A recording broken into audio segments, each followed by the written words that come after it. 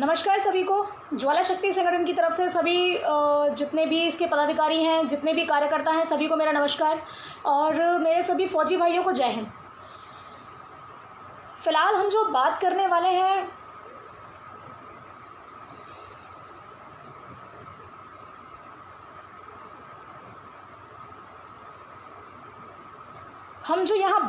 वाले हैं आज बेटा बचाओ अभियान के मैं आज जिन पॉइंटों पर बात करूंगी वो है 3 पॉइंट। सबसे पहला, फर्स्ट ऑफ ऑल कि जिस एक्सीडेंट के बारे में जो काफ़ी लोग मुझसे जानना चाहते हैं कि ऐसा क्या हुआ था और क्यों किसने किया, क्यों किया। सेकंड, हम बात करेंगे यहाँ सोनाली फोगाट और अभी चर्चित में काफ़ी मामला ये हाईलाइट है जो सोनाली फोगाट और उस बंदे का नाम सुल्तान सिंह, राइट, सुल्तान सिंह।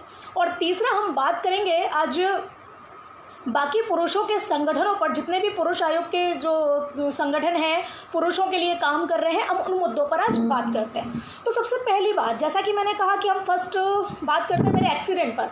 तो देखिए, मैं आज एक्सीडेंट पर बात ये कहूँगी कि मेरे साथ ये कोई पहला हादसा नहीं था। इसके पहले भी कई लोगों द्वारा मुझ पर 2 से 3 बार हमले हुए और उन हमलों के बाद अपने आप को वापस स्टैंड करने के बाद उसी एनर्जी के साथ वापस लौटना, ये तो एक छोटा सा एक्सीडेंट था मेरे लिए। चेतराम भैया कहेंगे दीदी छोटा सा एक्सीडेंट नहीं था, हम सभी लोग काफ़ी परेशान थे। तो मैं आपसे कहूँगी, देखिए, ये छोटा सा एक्सीडेंट नहीं था, मैं जानती हूँ, लेकिन गोली कांड के बाद तो मुझे बहुत छोटा लगा। और इसके बाद तो इस मामले में मैं सिर्फ इतना कहना चाहूँगी कि इस मामले को अभी हम थोड़ा सा छोड़ देते हैं। क्यों छोड़ देते हैं, उसका रीज़न है। अभी 307 वाले मामले में जब मुझे गोली मारी गई थी, उसके बाद उस मामले में अभी हमारी जो स्थिति बनी हुई है मेरी पुलिस वालों के साथ, सांप और नेवले जैसी स्थिति बनी हुई है। एक दूसरे को पकड़ा हुआ है उस मामले में। वो इसलिए क्योंकि इधर पुलिस वाले ये चाहते हैं कि किसी भी तरीके से मैं इस मामले से पीछे हट जाऊं, और उन्होंने जो लीपापोती करी है ना उस केस के अंदर, 376 वाले केस में, जिसमें मैंने आवाज़ उठाई थी, तो उस मामले में उनकी जीत हो जाए और मैं हार जाऊं। लेकिन इधर मैंने उनके ऊपर कब्जा किया हुआ है। ऐसे उछालते हो, यहाँ साबित हो जाता है कि काजल जादौन अपनी जगह सही है। और यकीन मानिए कि इस मामले में पुलिस वाले उतने ही डरे हुए हैं जितने कि वो लड़की डरी हुई है, क्योंकि उस लड़की की वजह से और इस 1.25 करोड़ रुपए डील जो हुई थी इस मामले में, उसकी वजह से सभी की स्थिति बहुत गंभीर है। तो काजल जादौन वो शख्स नहीं है कि किसी भी परेशानी में या मुसीबत में अपनों का साथ छोड़कर और वो एक गुमनामी की ज़िंदगी जीने लग जाए या फिर अपने आप को एक दूसरे रास्ते पर ले जाए। काजल जादौन उनमें से हैं कि खुद मर मिट जाएगी किसी के न्याय के लिए, किसी को न्याय दिलाने के लिए। अगर मुझे अपनी जान की बाजी भी लगानी पड़ती है तो मुझे कोई प्रॉब्लम नहीं है। I am ready, always ready. लेकिन डिपेंड करता है कि मैं जिस व्यक्ति के लिए लड़ रही हूँ, जिस इंसान के लिए मैं काम कर रही हूँ, वो व्यक्ति कितना ज़्यादा ज़रूरतमंद है या निर्दोष है। सबसे पहली बात, वो निर्दोष है। तो ये तो बात हो गई एक्सीडेंट की, कि एक्सीडेंट पर हम इसलिए चर्चा नहीं करेंगे कि फ़िलहाल मैंने इस मामले को इसलिए, क्योंकि 2 मामले थे, एक तो ये गोलीकांड वाला भी था और हो सकता है सुनील गायकवाड़ जी, मैं बिल्कुल ठीक हूँ, थैंक यू। आप सभी के सामने हूँ, जैसी भी हूँ, दिख रही हूँ आप सभी को, तो प्लीज़ अब ये सारे सवाल मत करो, मैं बिल्कुल एक फिट एंड फाइन हूँ। दूसरी बात, और मेरी एनर्जी से भी पता चल सकता है आप सभी लोगों को कि पूरी एनर्जी के साथ और डबल एनर्जी के साथ मैं वापस लौटी हूँ। दूसरे मुद्दे पर हम चर्चा करना चाहेंगे।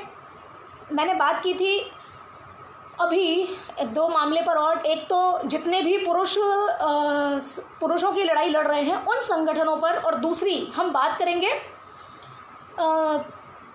सोनाली फोगाट और सुल्तान सिंह वाले मामले पर। तो पहले हम बात करते हैं जितने भी पुरुष आयोग की लड़ाई लड़ रहे हैं उन वाले मामले पर। क्या हम सही दिशा में हैं? मैंने कल स्पीच सुनी थी कपिल मोहन जी की। Kapil Mohan ji, salute for your thinking, कि आपने उस लेवल पर आकर सोचा जिस लेवल पर हर कोई नहीं सोच सकता। मैंने ऐसा क्यों किया था, क्यों नहीं किया था, संदीप सोनी की क्या गलती थी, क्या नहीं थी, कुछ लोग जानते हैं, कुछ लोग बातों का बतंगड़ बना रहे हैं। और वैसे भी सबसे बड़ी बात है, जिस इंसान को कुछ आता नहीं हो वो इंसान बातों का बतंगड़ ही बना सकता है। जिसके पास कोई काम नहीं हो लाइफ में वो यही काम कर सकता है। तो कुछ सुअरों की वजह से संदीप सोनी ने अपना सही रास्ता न चुनते हुए गलत रास्ते चुने और किसी की बातों में आकर किसी ने उसके कंधे पर रख के बंदूक चलाई और वो बेवकूफ़ मारा गया दुनिया की नज़रों में। तो ये उसकी गलती थी। मैंने उसको एक बार नहीं 3 बार, मैं हर इंसान को 3 बार मौके देती हूँ कि प्लीज़ समझो, क्या आप जो कर रहे हो वो सही कर रहे हो, क्या आप जो बोल रहे हो वो सही बोल रहे हो। पुरुष होने का मतलब ये नहीं है, किसी महिला के कानून से प्रताड़ित होने का मतलब ये नहीं है कि आप किसी भी महिला पर उंगली उठा सकते हो, आप किसी भी महिला के बारे में कुछ भी बोल सकते हो। तो यहाँ हम बात करते हैं उन पुरुषों के लड़ाई लड़ने वाले संगठनों की। तो देखिए, अगर आप मुझे इस रास्ते पर ले जाते हो कि ज्वाला शक्ति संगठन की संयोजिका काजल जादौन पुरुष आयोग की लड़ाई लड़ रही है, पुरुषों के फेवर में लड़ाई लड़ रही है, तो मैं आपको आज बोलती हूँ यू आर रॉन्ग, आप गलत सोच रहे हो। मैं पुरुष आयोग की लड़ाई या पुरुषों के हित की लड़ाई नहीं लड़ रही हूँ। आपका अगर कन्फ्यूज़न है तो उसको दूर कर लीजिए। मैं लड़ाई लड़ रही हूँ यहाँ पर निर्दोष पुरुषों के हित में। जिन पुरुषों को जाता है मैं उनके हक की लड़ाई लड़ रही हूँ। जिन पुरुष जिनके परिवार को जेल की हवा खानी पड़ी है, जिन परिवारों के साथ गलत हुआ है, अन्याय हुआ है, मैं उस परिवार के साथ हूँ, मैं उस पुरुष के साथ हूँ जिसके साथ अन्याय होने के बाद उसके साथ कोई मदद के लिए खड़ा नहीं होता है।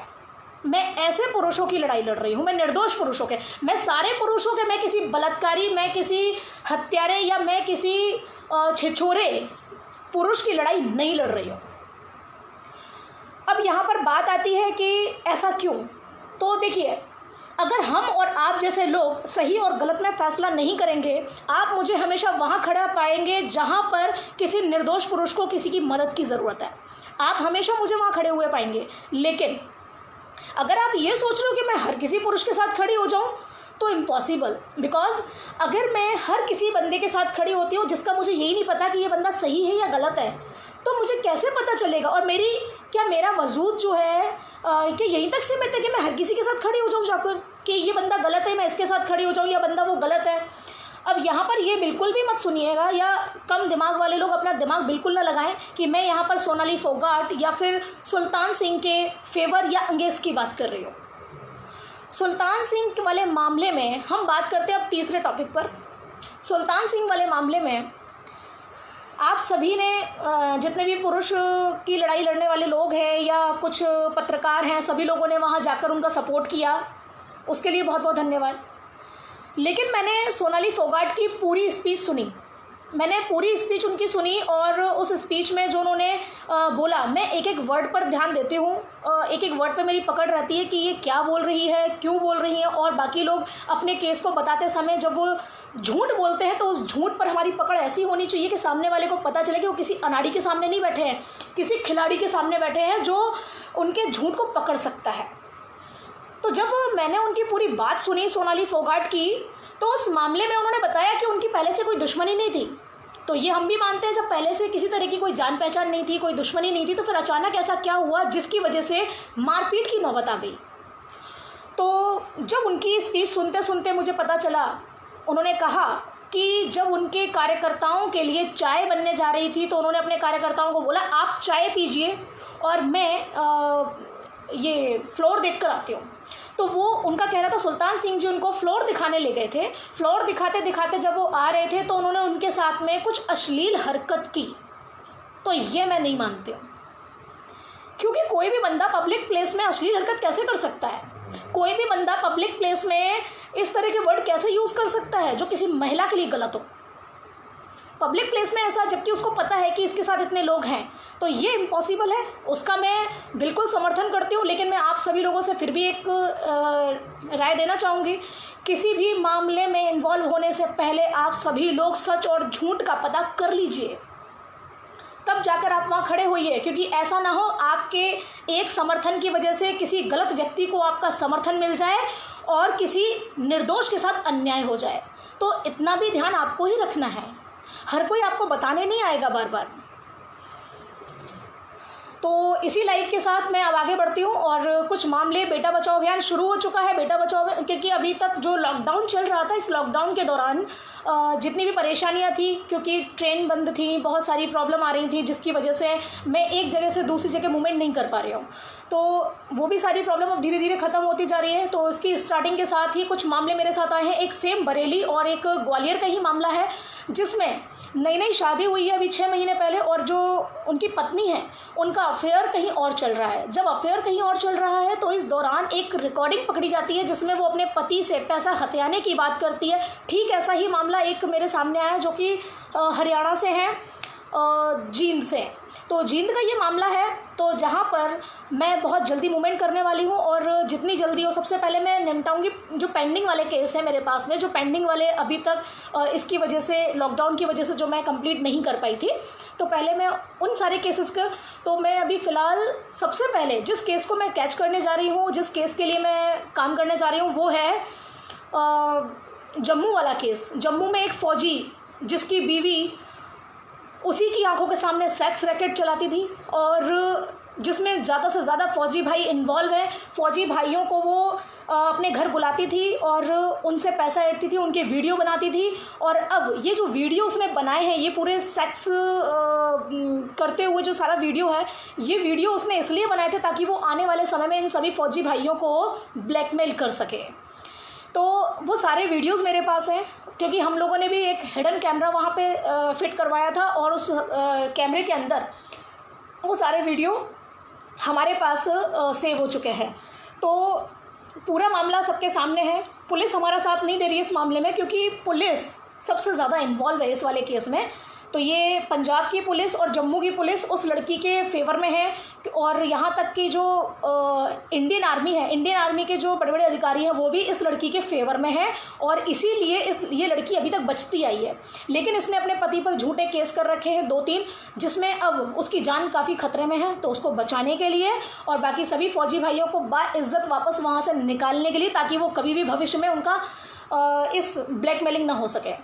तो इसके लिए हम अपने जो कदम है वो आगे की तरफ बढ़ा रहे हैं और बढ़ते हैं।